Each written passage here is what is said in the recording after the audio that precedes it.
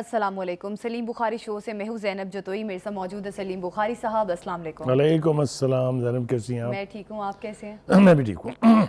नाज़रीन, आज हम प्रोग्राम में बात करेंगे हुकूमत और पीटीआई मुज़ाकरात। अब अगला दौर जो है मुज़ाकरात का, वह 2 जनवरी को शुरू किया जाएगा, जबकि बानी पीटीआई ने कहा है कि इस्टेब्लिशमेंट या किसी मुल्क के कहने पर डील नहीं करूँगा। इमरान खान कहते हैं कि 1.5 साल जेल काटी, क्या ज़रूरत है कि डील करूँ। अब देखना ये है, और बुखारी साहब से ये सवाल भी पूछेंगे कि अगर बानी पीटीआई का ये जो बयानिया है कि मैं डील नहीं करूँगा, तो फिर मुज़ाकरात क्यों किए जा रहे हैं।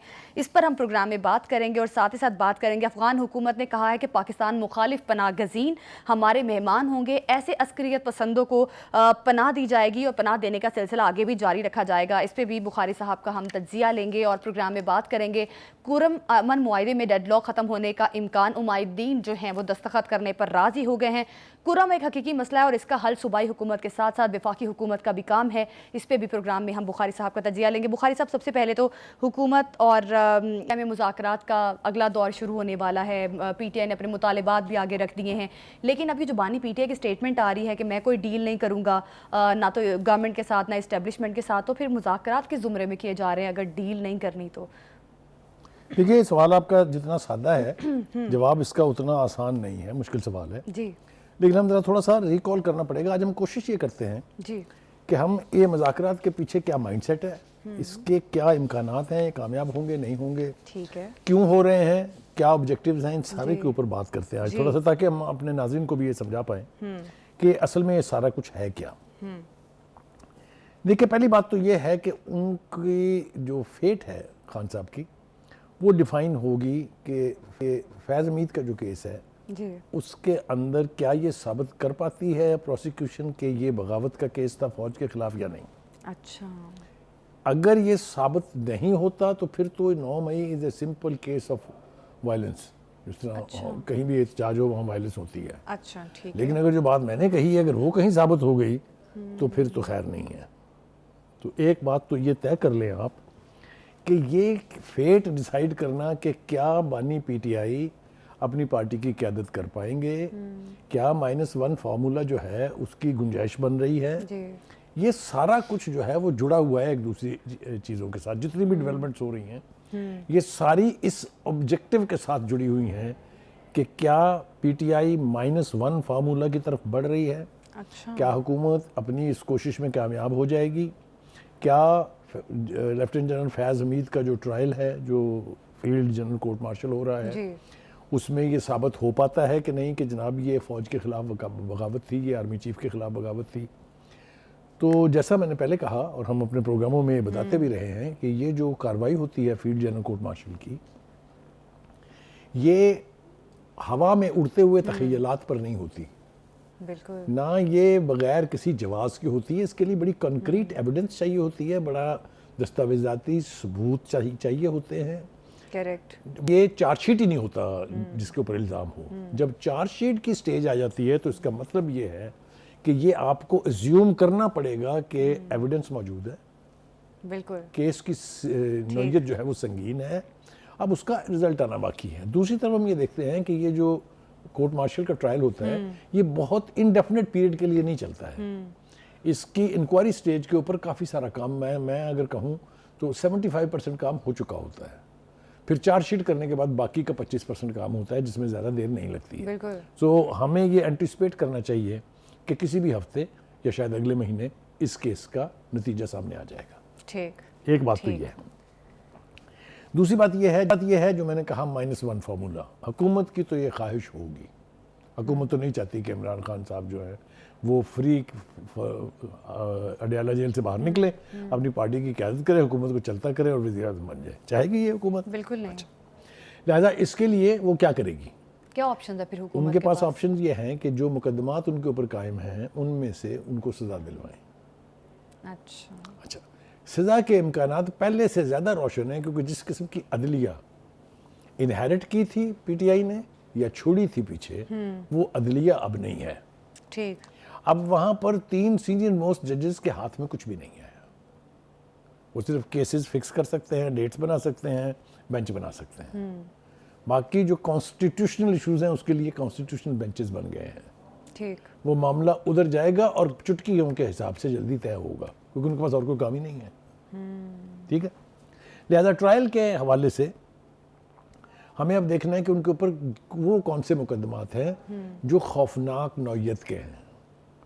उनमें साइफर था, वो आला अदलिया ने उठा के एक तरफ फेंक दिया है जी। मगर ये याद रखें कि ऐसा नहीं है कि वो दोबारा रिवाइव नहीं हो सकता।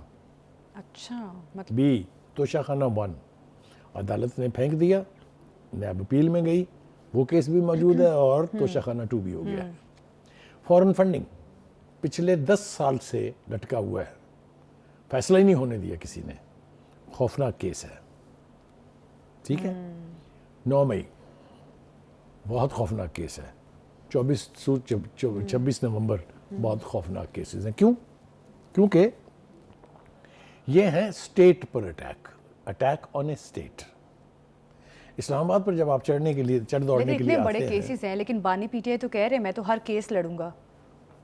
देखिए जो बयानियाँ हैं ना, वो मैं ये कहने पे मजबूर हूँ कि बहुत से बयानियाँ जो हैं वो हवा में बनते हैं। अच्छा, मैं आपको मिसालें देता हूँ उसकी। मैं बनी गला नहीं जाऊँगा भाई, हमें ये भी तो बता दें कि आपको किसने कहा है कि आप बनी गला चले जाएं। ठीक है ना, उनको ऑप्शन इसी दी तरह- होगी गवर्नमेंट ने आपके ख्याल मैं में? तो पूछ रहा हूँ ना कि अगर दिए तो नाम लेना उनके। जब आप उनकी बात ही नहीं मान रहे तो फिर छुपा क्यों रहे हैं? कहेंगे जनाब फलां बंदे ने कहा है मुझे। अच्छा जी, दूसरी बात यह है कि अब आ जाए हम मुज़ाकरात पे, जो इस वक्त फोकस में है सबसे ज़्यादा। जी।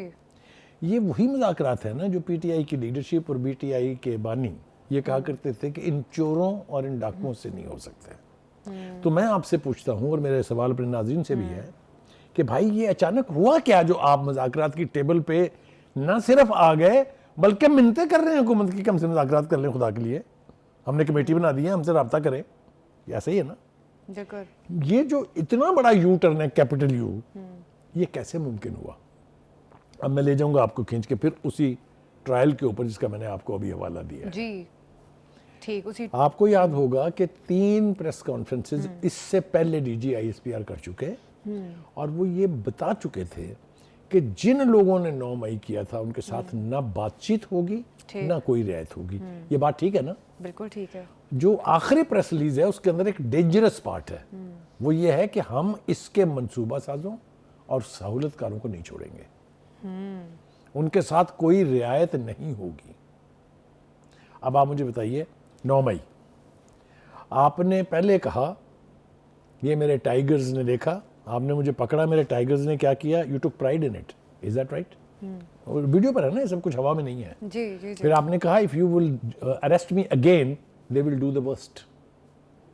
जब आपने देखा कि मुकदमे हो गए उनके ऊपर, तो उनका ट्रायल शुरू हो गया, तो आपने कहा ये तो हमारे बंदे ही नहीं है, कहा ना ये। वही अच्छा, यही नहीं बात खत्म हुई, फिर आपने कहा नहीं ये तो एजेंसियों के आदमी है। तो फिर डीजी आईएसपीआर जस्टिफाइड था ना ये कहने में कि अगर ये हमारे बंदे थे तो हमने उनको सजा दी, आप तो सेलिब्रेट कर रहे हैं ना इसको, आप एहतजाज क्या पे कर रहे हैं? लॉजिकल बात है ना कि नहीं? लॉजिकल बात है। बिल्कुल। इसको कहते, ये बयानियां जो है ना ये बनते हैं और फिर ये हवा में डिसॉल्व हो जाते हैं, पता भी तो नहीं शौकत चलता। यूसुफजई साहब जो ये चीज़ कह रहे हैं कि 9 मई का और 26 नवंबर का मलबा हम पे डाला जा रहा है, हम तो कह रहे हैं कि तहकीकात की जाएं। अभी आपको मैंने यही तो तो बताया है। ये फिर वो क्यों कह रहे हैं? मैंने अभी तो बताया कि अगर उनके ऊपर मलबा नहीं है तो उनकी सजाओं के खिलाफ अपीलें क्यों करेंगे आप और एहतजाज क्यों कर रहे हैं? देखिए, होता यह है कि पीटीआई में ये एक रविश है, वहाँ पर कोई पार्टी की प्लानिंग एज सच नहीं है कि क्या करना है क्या नहीं करना है।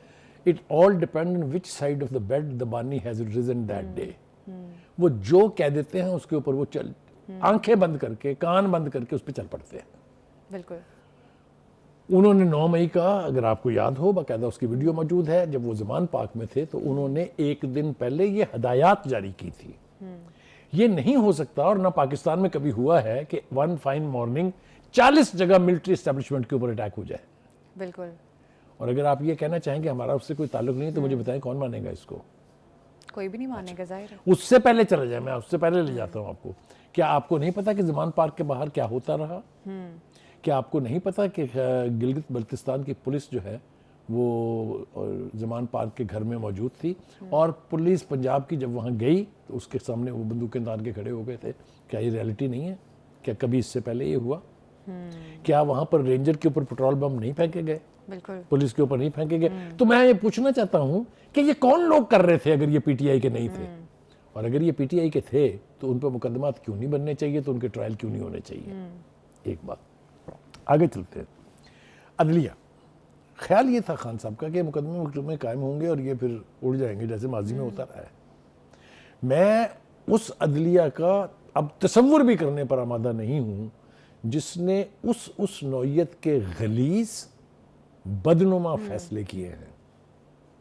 मतलब है एक लंबी फहरिस्त है, अगर मैं बताने बैठूंगा प्रोग्राम का सारा वक्त गुजर जाएगा।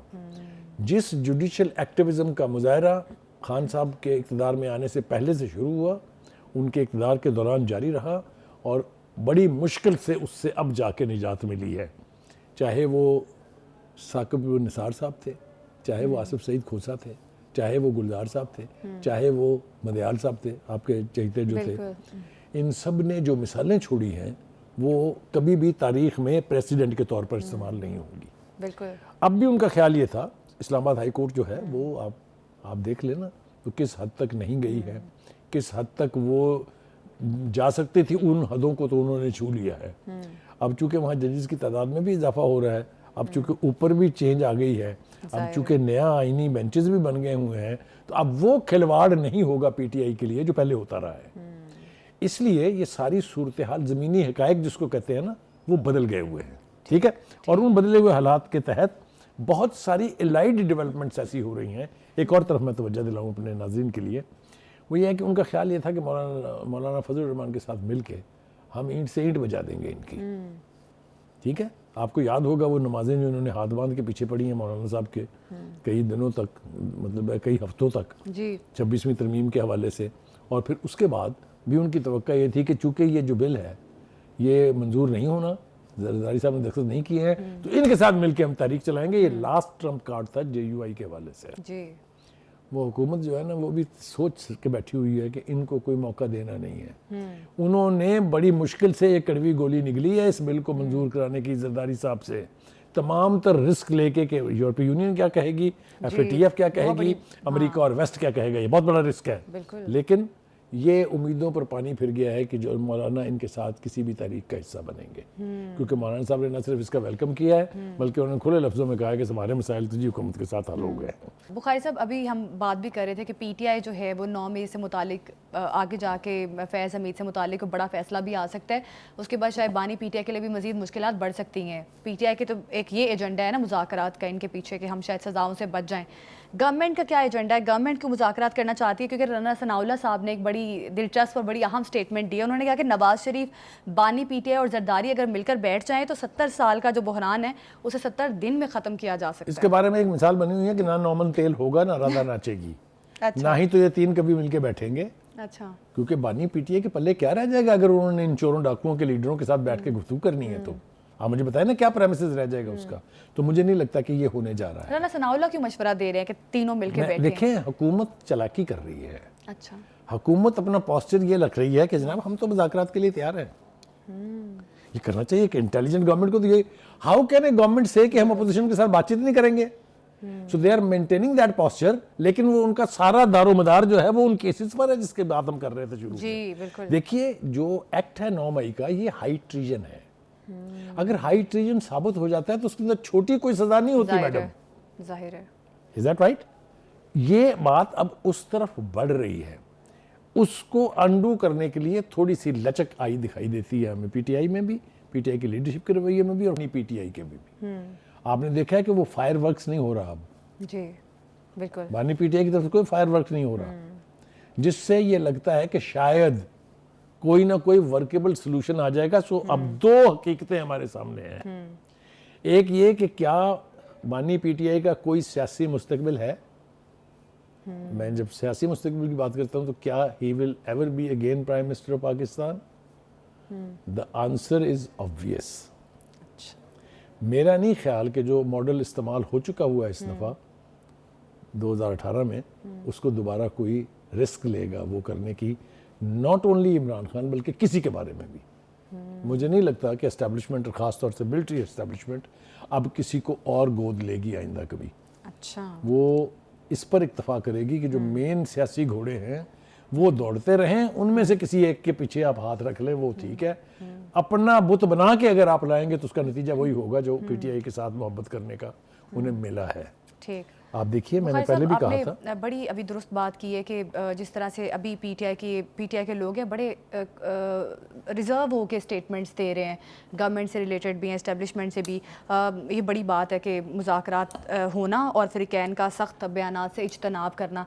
अब बुखारी साहब, अल-कादिर ट्रस्ट केस का फ़ैसला भी आने वाला 6 जनवरी को, क्या लगता है क्या फ़ैसला मुतवक्के है? क्योंकि सबकी नजरें अब इस केस की तरफ मतलब मैं ना अपनी तरफ से कुछ करना चाहता हूँ जी, ना ना ही मैं हुकूमत या किसी भी और मुखालिफ जमात की ख्वाहिशात का जिक्र करना चाहता हूँ। मुझे ये तासुर खुद पीटीआई की लीडरशिप की तरफ से मिला है कि उसमें शायद बानी पीटीआई को सजा हो जाएगी। हत्ता कि एक जिम्मेदार पीटीआई के लीडर ने कहा कि इसकी सजा 14 साल तक भी हो सकती है। अच्छा, अब मैंने कहा यह है आपसे कि आप बाकी सारे मुकदमात को छोड़ दें। वो तो जिस तरह नवाज शरीफ के खिलाफ बने थे, शहबाज शरीफ के खिलाफ बने थे, हमजा के खिलाफ बने थे, वो सारे उड़ गए ना। तो वो जो जाली केसेस बनाए हुए हैं या बेमानी केसेस हैं या कम सीरियस नौयत के केसेस हैं, वो तो उड़ जाएंगे। लेकिन जो मेन मुकदमात हैं, जिसमें तोशाखाना है, जिसमें फॉरेन फंडिंग है, जिसमें ये 9 मई है, जिसमें 26 नवंबर है, इनमें मुझे लगता है कि मिसाल पैदा करने की कोशिश की जाएगी कि आइंदा कोई ये ना करे। क्यों? देखें, हमें कहा गया और बड़ी जिम्मेदार क़यादत की तरफ से कहा गया कि सैकड़ों लोग 26 नवंबर को मारे गए जी। गला फाड़ फाड़ के हुकूमत के रिप्रेजेंटेटिव कह रहे हैं कि लाइए जनाब, क्या सबूत है आपके पास। मुझे तो हैरत यह है कि बानी पीटीआई का ये बयान कि लाशें दफना दी गई, उनका कोई रोने पीटने वाला है या नहीं है? कि सिर्फ अडियाला जेल में बैठा हुआ एक बंदा रोएगा, उनके आंसू बहाएगा खून के उनके लिए? कोई उनका माँ बाप बेटा बहन कोई था या नहीं था? कहाँ हैं वो लोग? बिल्कुल, कहाँ हैं जो अपने जनाजों की तलाश में हैं? तो ये इस तरह के बयानिए बनाए जरूर जाते हैं, लेकिन वो फिर हवा में डिसॉल्व हो जाते हैं, इसलिए कि उनकी कोई हैसियत नहीं होती। ठीक है जी। अच्छा जी, अब आगे बढ़ते हैं थोड़ा सा। बुखारी साहब, अब बानी पीटीआई पे इतने केसेस हैं, 9 में हाई ट्रीजन केस, फिर Toshakhana 2 case, Al-Qadir trust case और दीगर बाकी केसेस हैं। अब बानी पीटीआई के लिए मुज़ाकरात कामयाब होना बड़ा ज़रूरी है इनके लिए, अगर इनको रिलीफ किसी भी फॉर्म में मिल सकता है। क्या लगता है अगर मुज़ाकरात कामयाब नहीं होते तो पाकिस्तान तहरीक इंसाफ के पास फिर क्या ऑप्शन है? देखिए, 2 तरीके हैं। मैंने पहले भी इशारतन बात करने की कोशिश की थी, लेकिन आप जो है ना वो फिर घेरा डाल लेती हैं। One is the question of बानी पीटीआई's लाइफ। अच्छा, कि क्या वो एक आज़ाद पाकिस्तानी शहरी के तौर पर जल्द जेल से बाहर आ जाएंगे या नहीं, एक। दूसरा ये कि क्या उनको कोई गंभीर किस्म की, या जिसको कहते हैं डेटरेंट पनिशमेंट होने जा रही है, which you know are to. ये सारा दारोमदार जो है, मैं समझता हूँ बानी पीटीआई के रवैये पर है। अदालतों के पास ना एविडेंस की कमी है, ना सबूतों की कमी है। ये भी मैं आपको बता रहा हूँ जिम्मेदारी से। इशू अब ये है कि क्या बानी पीटीआई -1 फार्मूला पे खुद तैयार हो जाएंगे कि नहीं। राना सनाउल्लाह ने भी कुछ ऐसी बात कही थी। उन्होंने कहा था अगर बानी पीटीआई घर बैठना चाहें अडियाला से तो बैठ सकते हैं। तो ये किन अब देखें ना, आपने बिल्कुल सही पकड़ा है इसको। बिल्कुल ऐसा ही है। वो -1 फार्मूला वैसे तो गाली लगती है ना, लेकिन वो यही है कि आप आ जाएं बाहर, आपको बाहर ले आया जाएगा, आप बैठ के बेशक पीछे से पार्टी चलाएं, हाँ, मगर आपके हाथ में हुकूमत नहीं दी जाएगी। पीटीआई करे हुकूमत, नॉट यू। अच्छा, अब बानी इसके आदी नहीं है। बानी तो अगर उनके पास कुछ नहीं है तो फिर वो कहेंगे कि किसी के पास भी कुछ नहीं होना चाहिए। ये रिकंसिलिएशन हो पाएगी कि नहीं हो पाएगी? क्या बानी पीटीआई खुद और उनकी पार्टी -1 फार्मूले पे आएगी या नहीं? अगर नहीं आएगी तो फिर खौफनाक तरीन सजाओं के लिए तैयार रहना पड़ेगा। ये सिंपल गेम है। इक़्तिदार तो अभी आप भूल जाएं। अगर ये एग्रीमेंट हो जाता है कि ठीक है जनाब, बानी पीटीआई को तमाम मुकदमा से जान छूट सकती है उनकी, वो बैठे डिस्क्वालीफाई हो जाए, प्राइम मिनिस्टर नहीं बन सकेंगे, उनकी पार्टी हुकूमत करे, अगला इलेक्शन करवा ले, किसी को इतराज़ नहीं होगा। लेकिन अगर आपका ख्याल ये है कि वो जेल से one fine morning he will walk out of jail, ये नहीं होने जा रहा, ये नहीं हो सकता। इसलिए मैं बार बार कह रहा हूं कि केसेस की नौयत इज़ नॉट सिंपल। अगर कोई जज चाहेगा भी रिलीफ देना तो वो इतना आसान नहीं है। बुखारी साहब, अब बानी पीटीआई जो 31 जनवरी तक का टाइम दिया था कि 31 जनवरी तक अगर मुज़ाकरात में कोई पेशरफ्त हो जाती है तो ठीक है, फिर हम नहीं तो अपनी तहरीक आगे शुरू करेंगे, तो क्या बानी पीटीआई को भी कोई उम्मीद है कि कुछ मुज़ाकरात कामयाब हो सकते हैं या कोई डील हो? पहले भी एक दफ़ा जिक्र किया था उसका, बेगर्स आर नॉट चूजर्स। आपको अगर अपनी कोई डिमांड मनवानी है तो ऑप्शन आपका नहीं है, जिनसे आप मनवाना चाहते हैं उनका ऑप्शन है। अच्छा। ये जो आप डेडलाइंस दे रहे हैं किस बलबूते पर? आपने कहा मैं लोगों से कहूँगा तरसीलात भेजनी, यानी जो है डॉलर्स भेजने या पाउंड्स भेजने बाहर से बंद कर दें, तो ये मैसेज तो जा चुका है ना हम लोगों को बहुत अरसे से, 2 महीने से तो बात हो रही है ना कम से कम। वो 31% बढ़ गई। तो कहने का मतलब ये है कि जब आपके इतने इतने बड़े मिशन जो हैं वो नाकामी का सामना करेंगे तो आपके होश ठिकाने आ जाएंगे, खुद ही आ जाएंगे। इसलिए मैं समझता हूँ कि मुज़ाकरात के ऊपर जो कमेटी है उसको बाख्तियार बनाएं, वो उसको एक दफ़ा मैंडेट दे दें, वो बार बार आपके पास ना आए, उनको पता हो कि हमने ये करना, यहाँ तक हम जा सकते हैं, यहाँ तक नहीं जा सकते। इस कमेटी के मुज़ाकरात को सक्सेसफुल अगर ना बनाया तो सूरत हाल बहुत खौफनाक होगी, ये मैं जिम्मेदारी से कह रहा हूँ।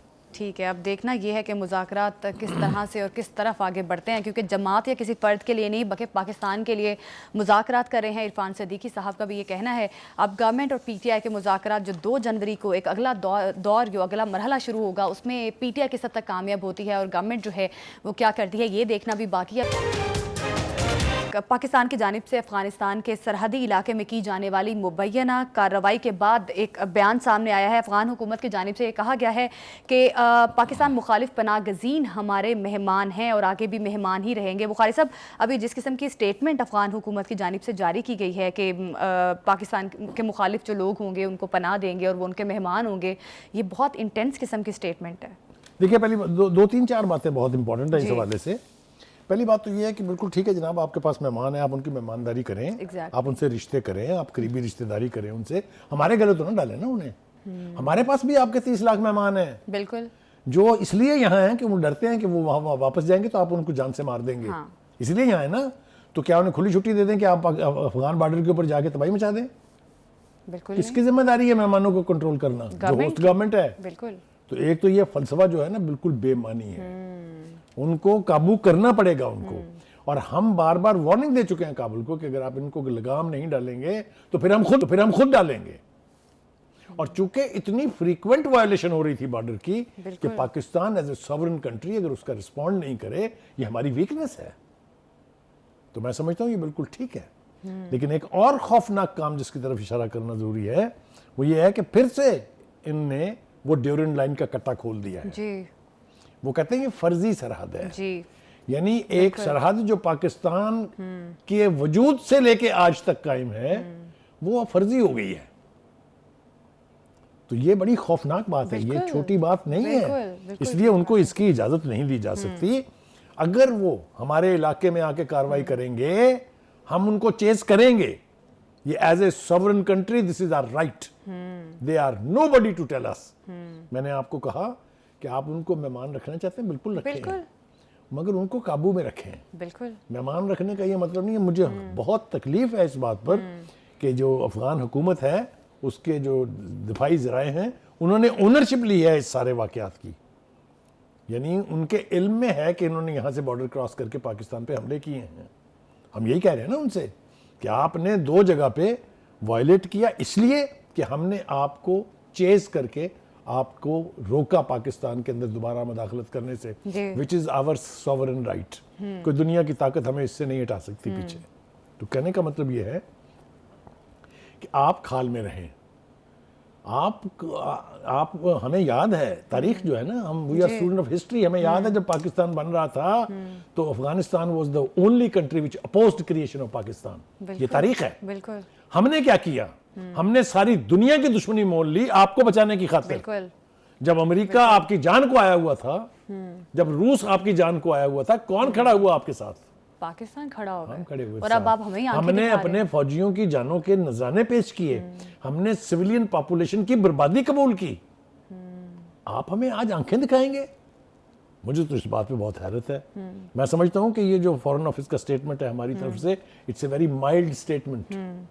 We must talk to them eye to eye कि भाई हम आपकी बका के लिए पूरी दुनिया को अपना दुश्मन बनाए हुए हैं, बिल्कुल, और आप हमारी ही बका के दुश्मन हो गए हैं। ये क्या अजीबोगरीब इत्तेफाक है। हमने तो अपना नुमाइंदा खसूसी वहां भेजा हुआ था आपके पास जी। जिस दिन ये हमला हुआ हम पर। तो कहने का मतलब ये है कि इंटेंशंस देखनी चाहिए।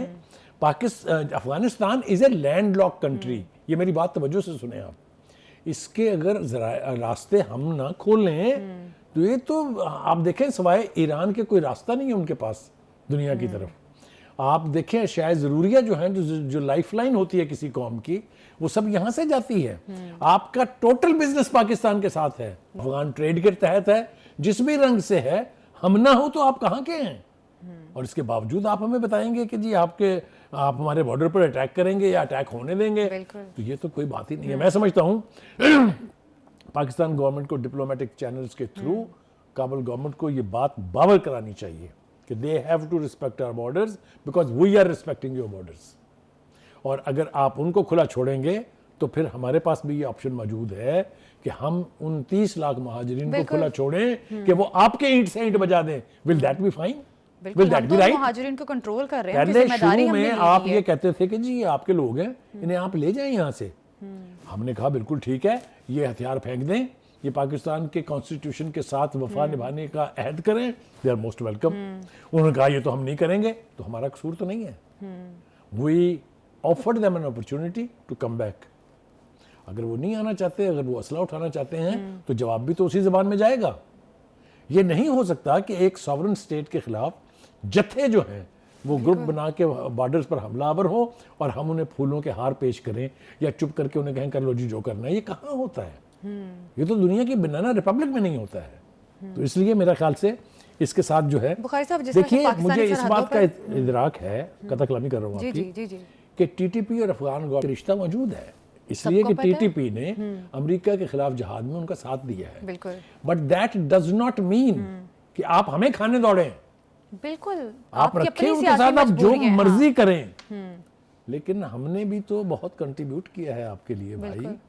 उसका भी तो कोई ना कोई ख्याल आपको रखना चाहिए कि माजी की तरह से फिर हमारे सफारत खानों पर अटैक होंगे, वहां पर फिर आप हमारे बॉर्डर्स के ऊपर चढ़ दौड़ेंगे, इसकी इजाजत नहीं दी जा सकती किसी तरीके से। अच्छा बुखारी साहब, जिस तरह से इंडिया का रवैया है, इंडिया जिस तरह से अफगानिस्तान को पाकिस्तान के अगेंस्ट भड़का रहे हैं या हिट कर रहा है, ये भी एक बड़ी अफसोसनाक बात है। ये नई बात बिल्कुल नहीं है। आपको याद होगा अफगान बॉर्डर, पाक अफगान बॉर्डर के साथ साथ 18 काउंसिल खाने खोल रखे थे इंडिया ने। मुझे कोई बताए ये कि वहाँ उन इलाकों में कौन सी भारतीय पॉपुलेशन रहती है जिनके लिए काउंसिल खाने खोले थे। वो सब इन देवर काउंसिल खाना लेस और फरारी कैंप्स ज़्यादा थे। वो वहाँ जो है एंटी पाकिस्तान लोगों की तरबियत होती थी, जो हमारे यहाँ से जो यानी जो अलहदगी पसंद अनासर थे वो जाके वहाँ ट्रेंड होते थे, उनको असले दिए जाते थे, उनको फंडिंग की जाती थी।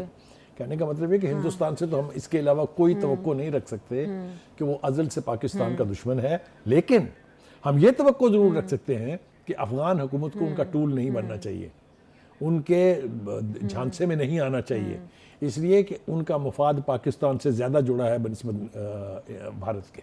बुखारी साहब, हमने डिस्कशन भी करके देख ली, मुज़ाकरात हर तरह से करके देख ली, अब सोल्यूशन क्या है, क्या कर सकते हैं हम और उनके पास क्या ऑप्शंस है, क्या हो सकता है, बेहतरी किस तरह से आएगी? अब देखिए, कुछ करने की ज़रूरत नहीं है इसके लिए। आप सिर्फ तारीख़ के औराक पलटिए और देखिए आपका मुफाद किससे जुड़ा है, आपको खैर की तवक्को किससे है।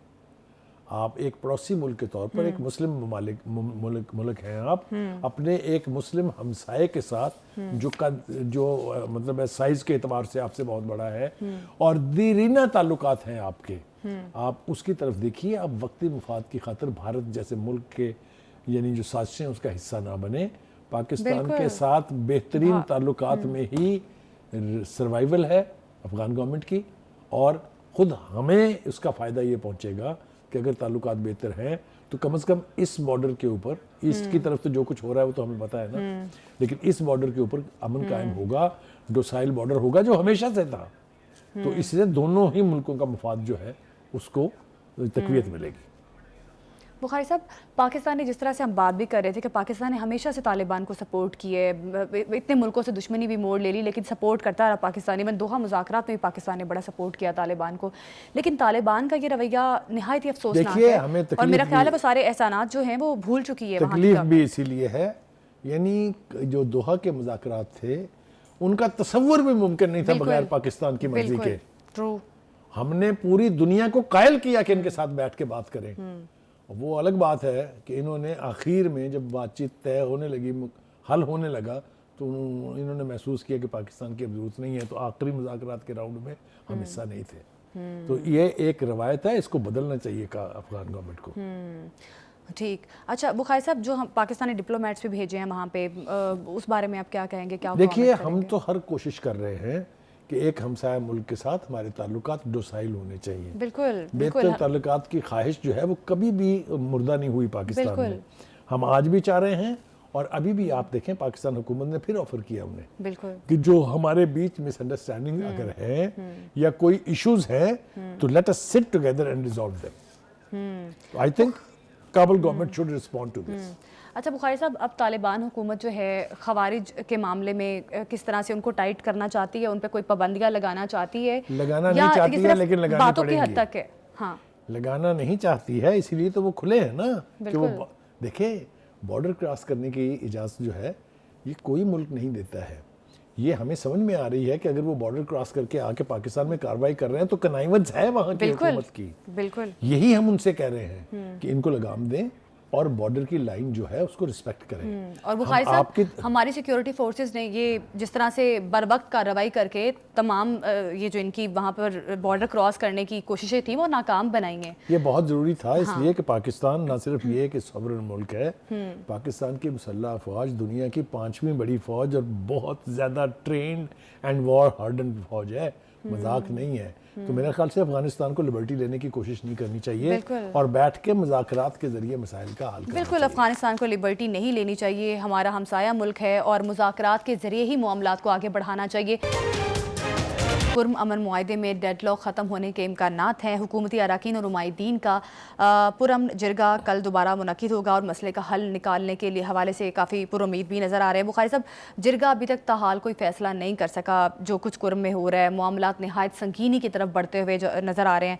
क्या लगता है ये जो कुछ हो रहा है कोई बेहतरी की उम्मीद रखी जा सकती है? क्योंकि कराची में भी एहतजाज हो रहा है, कराची के लोगों को भी काफ़ी परेशान किया जा रहा है।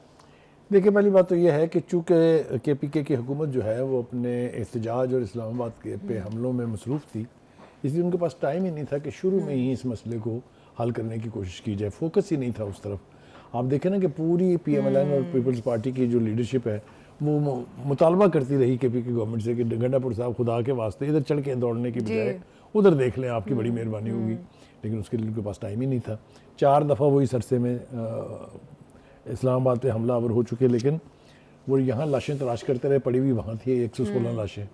तो ये हुकूमत की जो ताख़ीरी हरबे कह लीजिए या लापरवाही कह लीजिए, जो भी कह लें, उसकी जिम्मेदार है कि आज सूरत इस नहज पर पहुँची हुई है कि वो एक दूसरे के खिलाफ मोर्चा बंद थे, बड़े हैवी वेपन्स जो हैं उसका इस्तेमाल हो रहा था। अब कुछ उम्मीद पैदा हो चली है कि शायद कोई, आपको याद होगा मोहसिन नकवी साहब भी गए थे, विजिट किया था उन्होंने, और वहाँ के जो हमायदीन हैं उनसे राब्ते करके अब कुछ दोनों करीब पहुँचे हैं फरीक। अब लास्ट ये है कि कल शायद इस मुआहदे के ऊपर फाइनली दस्तखत हो जाएंगे और वो यानी मरहलावार जो है हथियार अपने जमा कराना शुरू कर देंगे। ये बिल्कुल ठीक अप्रोच है, क्योंकि वहाँ के जो जिरगा सिस्टम है इफेक्टिव सिस्टम है, उसमें तमाम इलाकों के हमायदीन जो हैं वो शामिल होते हैं और उनकी बात वहाँ के लोग टालते नहीं हैं। तो इसीलिए ये सदियों पुराना जिरगा सिस्टम जो है ये अभी तक कारआमद है। एक बात। अच्छा, दूसरी बात ये है कि मुझे ये समझ में नहीं आती कि इशू है करोम एजेंसी का जो है KPK में, रास्ते बंद हो रहे हैं धरने दे के कराची के, लाहौर के और दीगर शहरों के। ओ खुदा के वास्ते को रहम करे भाई, ये जो मजलिस वादतुल मुस्लिमीन जिसने ये सारा इंतज़ाम किया है धरनों का, उन्हें कहें को ख्याल करें, जाके KPK में देना धरने। लेकिन वहाँ नहीं जाएंगे क्योंकि उन्हीं के PTI के टिकट पर तो इलेक्शन जीत के वो पार्लियामेंट में बैठे हुए हैं, मुज़ाकरात का हिस्सा भी हैं। तो आप देखें क्या दो अमली है, क्या डबल स्टैंडर्ड है कि मामला KPK का है, एहतजाज कराची में है। मामला केपीके का एहतजाज लाहौर में है, हाँ। सदके चले जाएं इनके। पता नहीं ये क्या, इसको मैं कहूँ, ये क्या दो अमली है, बेहिस्सी है, मुनाफिकत है, ये क्या है, मुझे ये समझ में नहीं आ रहा है। दूसरी बात ये कि जब आप आवाम की ज़िंदगी को गंभीर बनाएंगे, तकलीफ दे बनाएंगे, लोगों को आने जाने में दिक्कत है। आप यहाँ लाहौर में देख लेना, डेविस रोड के ऊपर बैठे हुए हैं, वो कर लें जो आपने करना है। हालांकि वो एक मेन आर्टरी है, कई सड़कों को मिलाती है, शिमला पहाड़ी के इर्द गिर्द जो सड़कें हैं, इधर से मेन माल रोड का वो टी जंक्शन है। लेकिन बेटर सेंस मस्ट प्रिवेल, और ये ताखीरी हरबे इस्तेमाल नहीं करने चाहिए। एहतजाज वहाँ करें जहाँ बनता है। बिल्कुल, ठीक है जी, बिल्कुल। और दूसरी बात ये है कि अस्मा बुखारी साहिबा ने भी बड़ी दुरुस्त बात कही है, आप वाली बात ही कही है। जिस तरह से अभी अब हम बात भी कर रहे थे गंडापुर साहब की, कि गंडापुर साहब ने तवज्जो नहीं दी अपने सूबे की तरफ और बाकी मामलात में काफ़ी उनकी दिलचस्पी नज़र आती रही। अब उन्होंने भी यही कहा है कि पारा चनार की सड़कें खुलवाना गंडापुर साहब का काम है, मरियम नवाज का नहीं। बिल्कुल ठीक है। और दूसरी बात मुझे खुशी हुई है, जो कराची के पुलिस चीफ हैं, उनका भला सा नाम है आलम जावेद आलम उड्डो साहब। उनका भाई हमने उनसे कहा कि बस हो गई हमारी, अब बेचारी बहुत तंग है, आज रात तक अगर आपने ना हटाए तो फिर हम जबरदस्ती हटा लेंगे। मेरे ख्याल से बिल्कुल सही अप्रोच है, इसलिए कि कराची के लोगों को कोई कसूर नहीं है कि कुरम एजेंसी में क्या हो रहा है। वहाँ जाके सड़कें बंद करें ना, मज़ा भी आए ताकि आपको। तो ये मैं समझता हूँ बिल्कुल सही अप्रोच है। और उस्मा बुखारी ने भी ये बिल्कुल ठीक कहा। उसने कहा कि भाई गंडापुर साहब के साथ जाके डील करें ना, उनके साथ जाके एहतजाज करें कि भाई साहब ये क्या हो रहा है यहाँ पर, ये हमारी जान तो छोड़ दें कम से कम। बुखारी साहब, एक तो ये इसका ये पहलू बिल्कुल दुरुस्त है, लेकिन कभी कभी क्या होता है, सूबों में बहुत इंटेंस और बहुत जिस तरह से कुरम के हालात थे वो बहुत ज़्यादा संजीदगी की तरफ बढ़ते हुए नज़र आ रहे थे। वो तो अच्छा है कि अभी कुछ नज़र आ रहा है कि मामला ठीक हो जाएंगे। अब अगर किसी सूबे में सूरत हाल जो है वो इंटेंस है, तो फिर आपको नहीं लगता वफाकी हुकूमत की भी उतनी जिम्मेदारी बनती है कि वो वहाँ पर जाए और मामलात को बेहतरी की तरफ लेकर जाए? एक तरफ तो हम तराने गाते रहते हैं, एक तरफ तो हम तराने गाते हैं 18वीं तरमीम के जी सुबह ही खुद मुख्तारी आ गई जी, क्या बात है जी, बल्ले बल्ले बल्ले बल्ले बल्ले। तो ये लॉ एंड ऑर्डर जो है ये सूबाई हुकूमत का बुनियादी काम है। और अगर आप विफाक से मदद लेना चाहते हैं, उसके तरीके हैं। आप रेजोल्यूशन पास कराइए अपनी असेंबली के अंदर, आप डिप्लॉय कीजिए वहाँ पर, रेंजर्स को करें, आप एफसी को करें, आप फौज बुला लें जी अंडर आर्टिकल 245। बिल्कुल, तजर्बा हुआ नहीं है अभी रिसेंटली। तो आप उस तरफ जाते नहीं है इसलिए कि आपको डर है कि आप एक्सपोज हो जाएंगे कि आपकी अपनी कोई रिट नहीं है अपने ही इलाके में। बिल्कुल बिल्कुल, जो कुछ कुरम में हो रहा है उसको यकीनी तौर पे सियासी पहलू या सियासी लिहाज से नहीं देखना चाहिए। उम्मीद जाहिर की जाती है कि कल जो जिरगा बैठेगा और उसके नतायज जो हैं मुस्बत होंगे और मामलात जो हैं हल हो जाएंगे। इसी के साथ प्रोग्राम से अभी दीजिए हमें इजाज़त, कल फिर मुलाकात होगी। अल्लाह हाफिज़।